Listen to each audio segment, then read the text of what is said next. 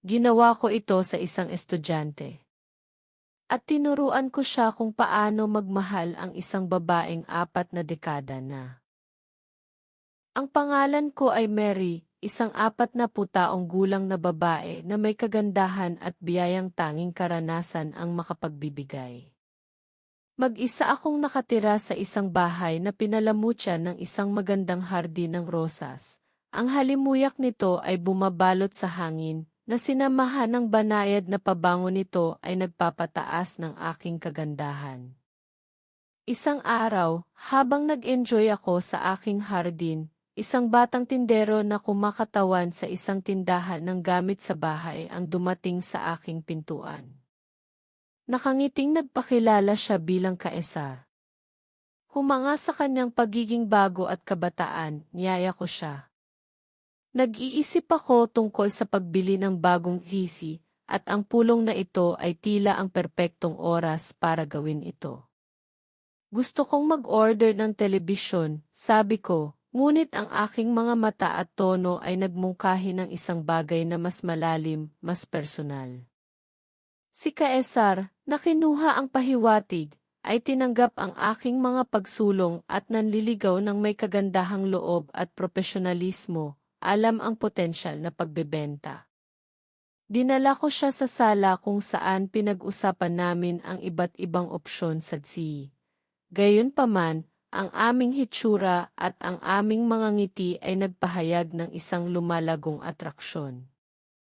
Ang pag-uusap sa lalong madaling panahon ay napunta sa mas personal na mga paksa at, sa sopistikadong pang-aakit, inanyayahan ko siyang pumunta sa aking silid upang suriin ang pinakamagandang lokasyon para sa bagong telebisyon.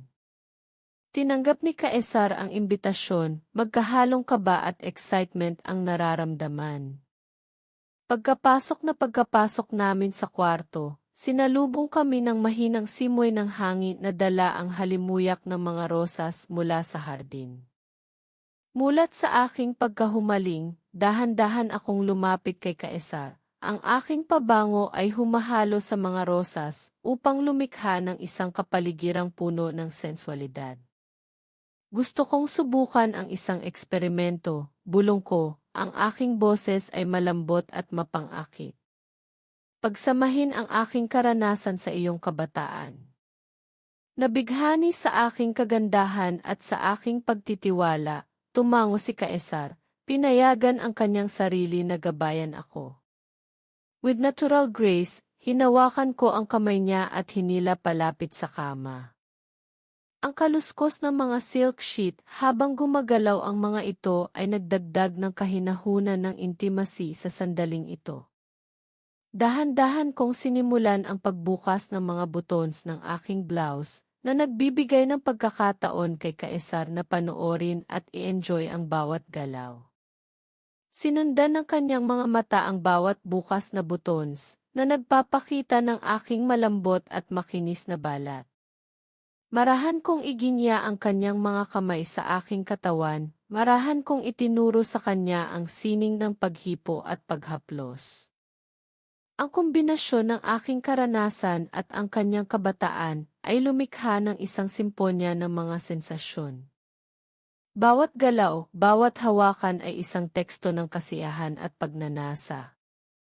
Ang aming mga katawan ay pinagsama sa isang intimate at passionate na sayaw. Sa aking karunungan at karanasan, naging inspirasyon ko si Cesar na tuklasin ang mga bagong anyo ng kasiyahan. Tinuturuan siya ng sining ng pag-ibig sa bawat bulong at haplos.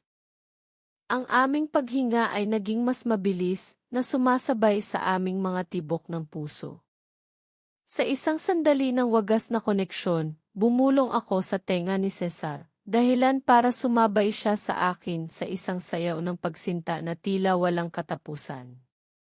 Habang ang aming mga katawan ay gumagalaw ng magkasama, ang oras ay tumigil, na lumilikha ng isang kapaligiran ng lubos na kaligayahan at ganap na pag-abandona. Margarita, bulong ni Caesar, napakagandang pagsamahin ang iyong karanasan sa aking kabataan. Sa wakas, pagod ngunit nasisiyahan, Hinayaan namin ang aming sarili na bumagsak ng malumanay sa mga silk sheet na magkahawak pa rin sa isa't isa. Ang silid, na puno ng halimuyak ng mga rosas at ang alinggaw ng aming mga bulong, ay naging saksi sa tindi ng aming pagkikita. Sa masalimuot na katahimikang ito, alam kong naantig namin ang isang malalim na bahagi ng aking kaluluwa, isang lugar na mararating lamang sa pamamagitan ng ganap na pagsuko.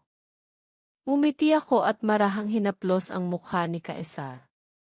Salamat sa sandaling ito, taos-pusong sabi ko, at si Caesar, na apektado pa rin ang karanasan, ay tumingin sa akin ng may pasasalamat.